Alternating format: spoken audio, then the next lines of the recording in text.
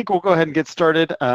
So we'll talk about today about EDM and kind of what that is. We'll do a live demo, and then we'll do some wrap up and Q&A. So if you want to use that link in the chat to fill out the kind of the next questionnaires and all that, feel free to ask questions, or if you post it in the meeting, I'll try to field those questions as we go. So today, obviously, we're talking about exact data match, and talk about kind of what that solution is from Microsoft and how we can take advantage of it. So exact data match is Microsoft's solution for increasing the accuracy of their DLP policies, a lot of their automation labels, and things of that. So you take what normally is maybe a inexact match type, so in this case, credit card, which for Microsoft definition is normally a 16 to 19 digit unformatted character, has to do a pattern check at the highest proximity one. And then we take that same type of definition and then we compare it against your actual customer database. So instead of just saying, it's in this case, Ernesto's, contact information, and just saying a random patient ID in like a healthcare scenario or a random credit card, we can actually pull it up and hard verify it against your database to say that is not just a random credit card or a random patient ID, 9-digit patient ID or something like that, those lines. It is an exact match for Ernesto. And even increasing accuracy, we found maybe inside of the same area Ernesto's date of birth within that same email. So we can really increase the accuracy of our matches. And that's what exact data match is all about. Taking a inexact, regex type pattern match and increasing the accuracy, removing all false positives that, hey, this is definitely a number or a pattern that matches into your solution. So that's what exact data match is all about. How does it work within the Microsoft solution? Well, it's a little bit of a more complicated solution to get up and running with.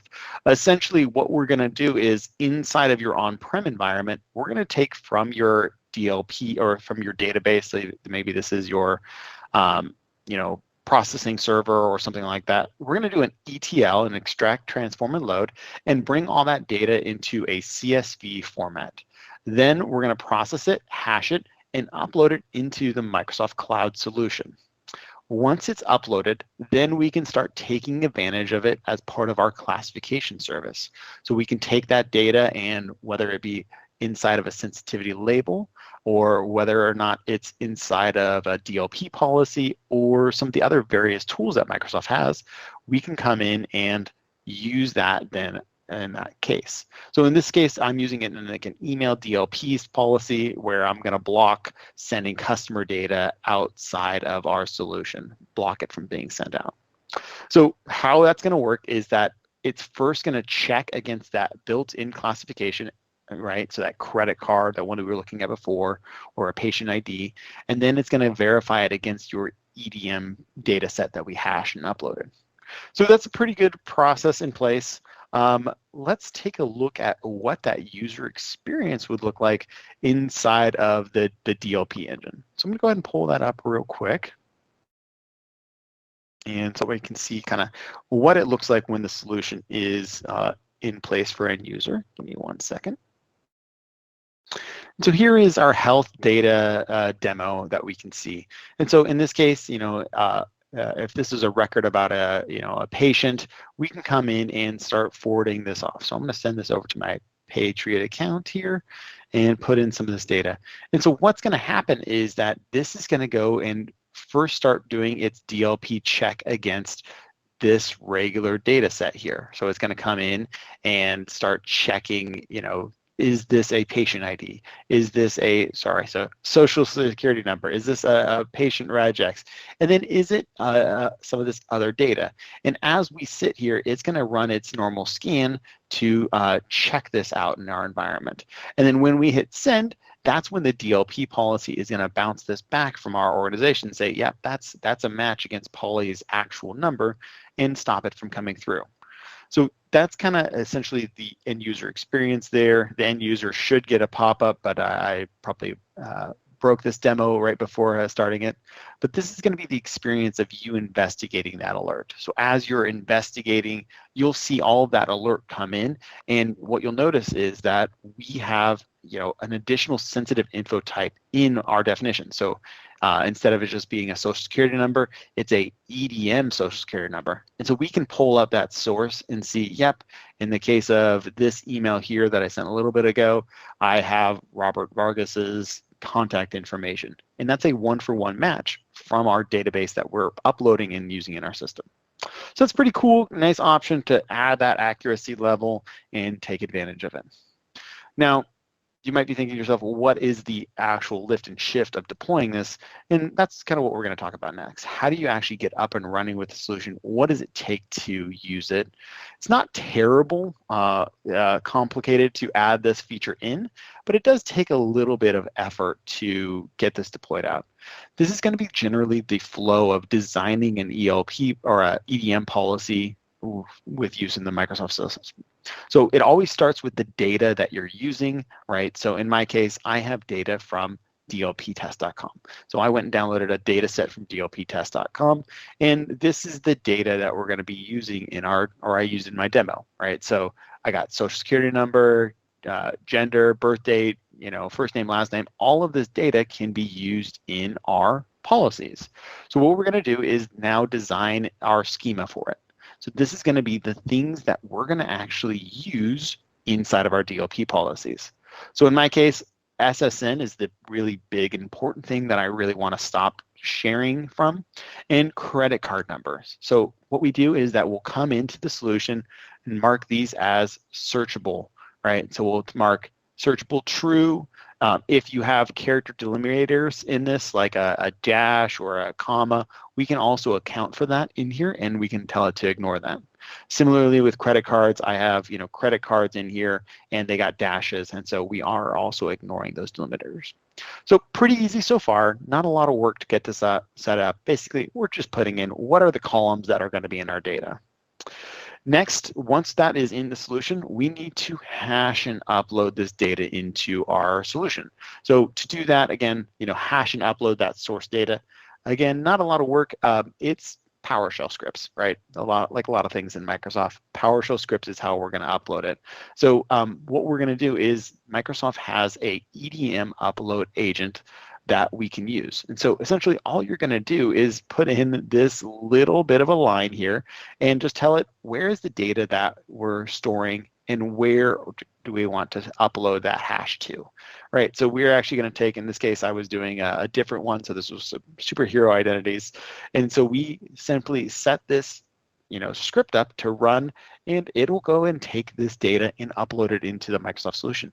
And now it's ready for us to actually build our matches on, right? So you're just essentially going to run this. So, when you work with your developers to say, hey, give me that data set that we want to protect, you'll work with your database team to get it from your systems. You're just going to run this schedule as a task to say every, once a day, re-upload and refresh the data set in our environment. Make sure that, what we're using is actually accurate and we can be taken advantage of. And so you'll run that once a day and, go up to there. You can do up to the maximum of 2 days, and I think it's 100 million rows of records that you can use in Microsoft solution. And if you go above that, they have a couple of ways that we can work around that by splitting your data set. So, a lot of large limits in that policies that we can take advantage of. Next step is designing your matches. So the definitions that we're going to use in all of our policies. And I tend to do this in XML because that's just the way that this solution was designed originally, but we can actually use the GUI now, and I'll show you that in a hot second. So when we're designing these policies, we have to come in, and now that the data set is in here, we're going to decide what we want to build our matches on. And so in this case, I have 2 that I'm going to be doing. This is a credit card one, and this is a social security number one. And so we're going to put into this the name of the policy that we're going to create down here, and it matches up pretty well. And so in here, you'll notice we also have a couple of different rows of patterns, right? So in this case, I have a 65% accuracy match that I am going to use. And so when we encounter a social security number in an email or in a file, it's going to first match against the Microsoft definition of social security number. Then it's going to actually come into our data set that we set previously and go down the entire list of rows of data in that social security number to see, is it a match on that? And if it's a match on that, it's going to be considered a 65% accuracy match. Right, that's pretty good. That's pretty accurate. The exact match of it is great. However, we can actually make that even more accurate by looking nearby. So in this 75% accuracy match or a high accuracy match, we actually can look for other data from that data set. So in this case, I'm looking for if there is a 3 or more, if there's any of these other rows of data also nearby. So when we match on, Robert's, social security number, look around it within the 300 character area and see if we also see from that same row a birth date, first name, last name, phone number that also is Robert's information. And so we can increase the accuracy that way and make it really stand out that this is 100% that data in our environment. So that's kind of the solution. That's kind of how you design it to work. Adds a lot of value for the design decisions and really increases that accuracy. So let's go ahead and share what that's going to look like in your environment. I showed you the XML kind of screenshots of designing it, but there's also is the GUI option, and this might be the easiest way to take advantage of it. In my case, I have turned off this new experience. They have a new experience that is very limited in what it can do. It only is designed to do a one-for-one match. So every time you do a data set, you're only matching on one row versus typically, if you have a lot of data in your environment, you're going to want to use the older experience where it's multiple rows. So the credit card and social security number might be something you want to match on. So first step in designing this is creating your EDM schema. So just like before, inside the, maybe the XML I was showing you, you can come in and just set up a name for it. So test data. Oops. And then we're going to basically fill out our rows of data. So, whether that's SSN, first name, something along those lines, we can come in and do this. So in this case, I'm going to make this one searchable because that's what I'm going to use for my primary match. And in this one, we'll just make this case insensitive. Like if it's, uppercase Robert, we're not going to necessarily care about it and put that in place. So we can come in and make this available and set this up. So that's pretty easy to do. You would just come in and add all of the rows of your data set that you'd want to take advantage of. Once it's set, then we can come in and design our matches in here again. This is a much easier process than having to learn the XML, but it's a nice available feature here. So I'm going to use one of my pre-made schemas in this to look at this. So again, here is my schema, and this is the data set that I'm uploading continuously to my environment. And so I have all of these different areas that I can take advantage of. Only SSN and credit card are available for that searchable option or that primary match, and then all of this is available for secondary. So essentially what you would do in this is come in and say, okay, I want to start matching on social security number, and the original data set for this is SSNs. So we're going to come in and search for this and put in the Microsoft definition here. You'll notice here I have two different definitions. I have one that is the Microsoft default, and then I have this no keyword one. Because how this is designed from Microsoft, it again has to first match on this type of definition for Microsoft. And so if there is policy requirements in this, we have to understand that this is going to affect us. So this definition from Microsoft requires the proximity of the word SSN within 300 characters of our data set. So if you had something along the lines of just a social security number that was, in the case again, Robert's, social security number, it would actually come in and miss because this definition requires keywords within 300 characters. So what we can do instead is remove that requirement, copy and duplicate that other definition, and then use it in there. So if you're in, again, the title or industry or real estate, Microsoft might not have a definition that you want to use by default for your first primary match.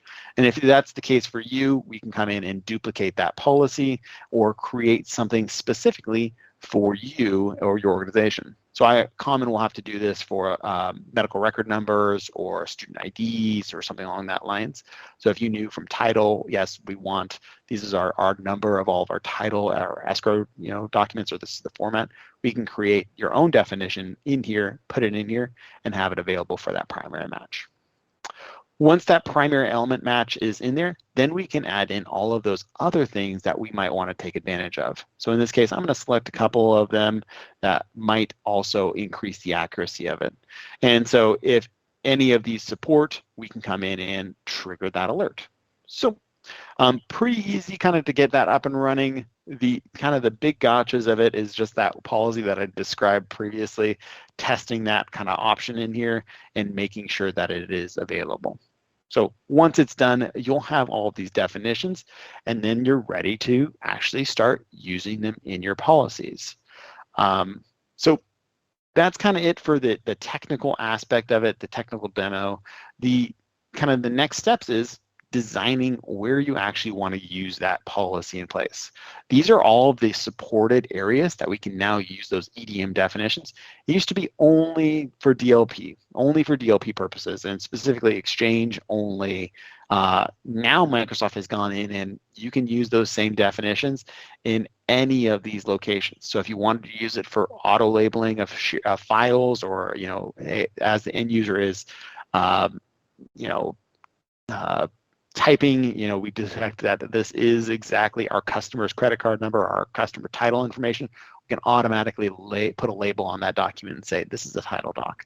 Or insider risk, e-discovery, all of those solutions are available and we can use them. So pretty cool stuff. That's kind of the solution in place. There's a couple other things I wanted to show before I forget. That might be helpful. So again, that data is going to start showing up in this, DLP policies. This is kind of the policy I put it into place on. You would just come in, modify once you have your policy created. We can just put it into one of these policies and edit it and add it into kind of our definitions to match on that. So it just becomes, again, another definition that we can use anywhere that we have supported data components. So that's it for the demo. Wanted to open up some time just in case other people have questions. If you have questions, go ahead and fill that out in the chat, and I'll try to answer that for you. All right, so it looks like there's no other questions, so I'll go ahead and wrap up. Thanks everybody for attending. Obviously, we have some upcoming webinars that are, we would love you to just be aware of. So, covering all sorts of different topics, from MDM to insider risk to some new offerings from Microsoft on verified credentials. So happy to, again, hope you guys all can enjoy. Hope this was a helpful review of those policies. If you have additional information or additional questions that you'd like to share not in chat, please email or let us know, and we'd be happy to get you supported. So with that, take care and thanks everyone.